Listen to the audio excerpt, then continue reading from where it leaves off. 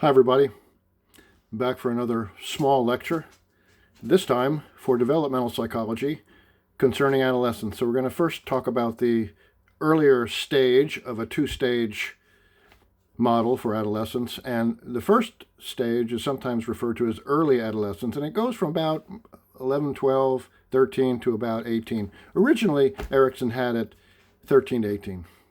It's not so much about numbers at this point as it is markers for the beginning and perhaps the end of a stage. So the marker for this one really is puberty. So a few things to keep in mind about this stage have to do with seeing the difference in the thinking style and the social styles compared to the 6 to 12-year-olds. So I posted the 14 Up in America link for you, and you'll find that in this section on Canvas. Okay?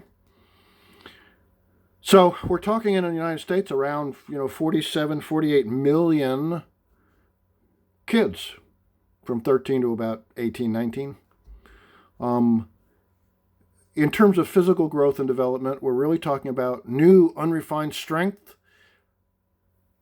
a lot of variation in growth, fluctuations in metabolism, new ways of thinking, egocentrism, exploring new interests, developing new skills, being more social on average. 1 minute thinking in a childlike manner, the next looking quite adult-like. It's very unnerving sometimes to parents, I have to tell you. Very idealistic, and that really emerges in the 17, 18, 19-year-olds.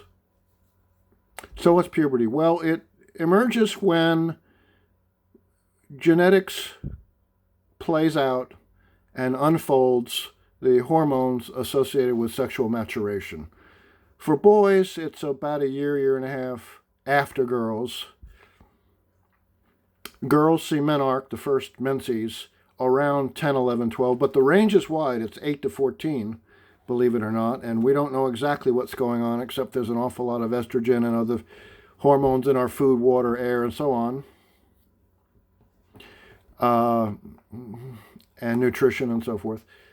For boys, their growth spurt hits about 11, 12. Testes, pubic hair, 12, 13. Nocturnal emissions, which are the earliest ejaculations, typically at night, and those are automatic. Somewhere around 11 to 15. Some people continue to have them, but most don't. They stop at some point. For girls, breasts start around 11, 12, pubic hair 12, and so on. Their growth spurt is 10 or 11, so girls are much taller than boys for a couple of years. It's pretty interesting. Okay, so one of the things that is very remarkable, and you may very well remember this if you are in the later stages of adolescence or early adulthood, since it was near in your history, that we want to fit in as early adolescents. The idea is to be a member of a group, to fit in, to have peers accept us, to have peers like us. Most girls, unfortunately, in this country want to be thinner, and most boys want to be more muscular as a basic idea to match cultural pressures in those directions. But we really want to fit in with peers emotionally. We want people, no matter what, to like us.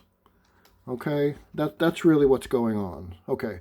So here's a sad fact, and that is that most kiddos are not prepared in this country for girls their first menses, we call it menarche, or for boys their first nocturnal emission.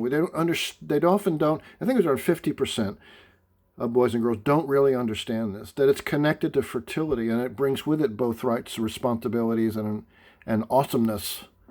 We don't have, except for some religions, and not dominant religions, but in some religions we have traditions that recognize that, the bar mitzvah, the bat mitzvah, and so on. So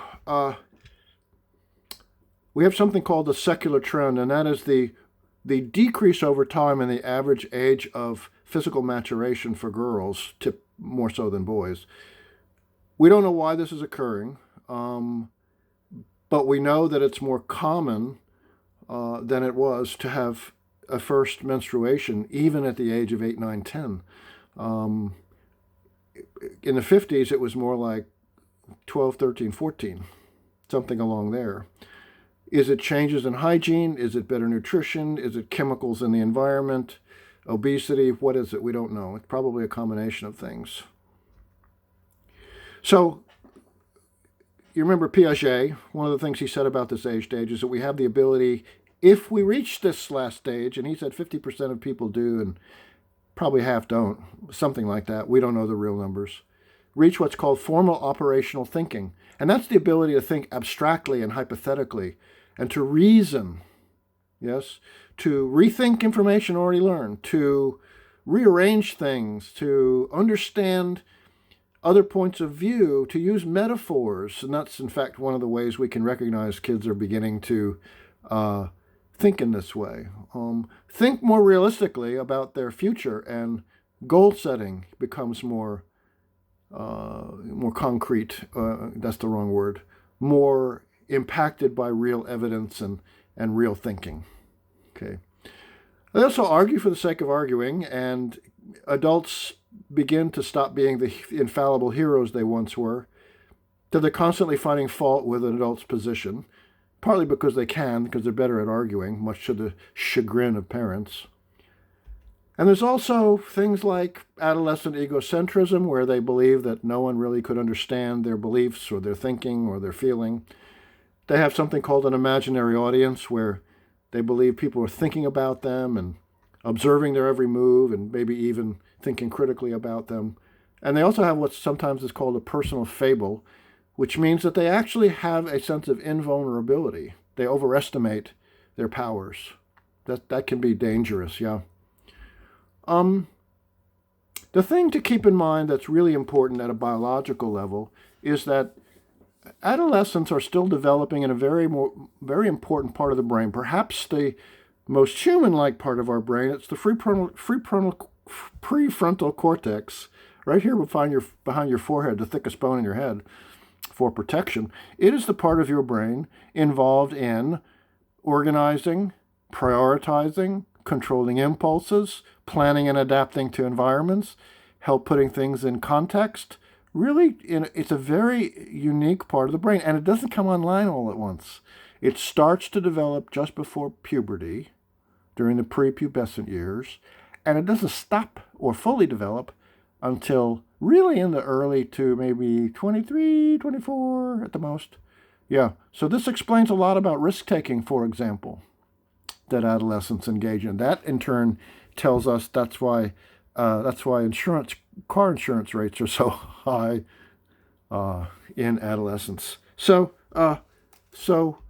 in terms of social development, I want to tell you that adolescents have one additional feature they didn't have ever before until the last 25 years, and that's the internet and social media. We know this is affecting kids. We know this has an impact on values, as does everything. We just don't know to what degree and in what directions. There's a lot we could talk about, and if you want to discuss that, we can.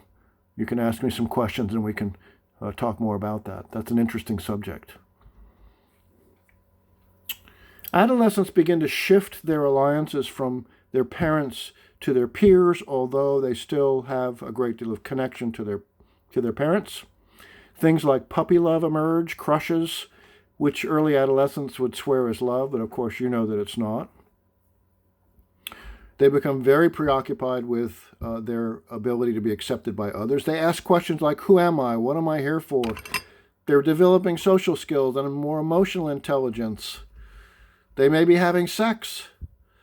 The percentage of kids under the age of 13 starting to have sex is really only about 9%, but that 9% is a big number in my book. Half of kids who are 16 are not yet sexual. That's interesting.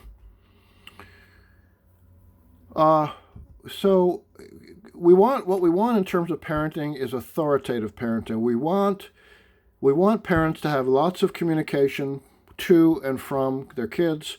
We want to have positive and reasonable high expectations. We want to use positive discipline.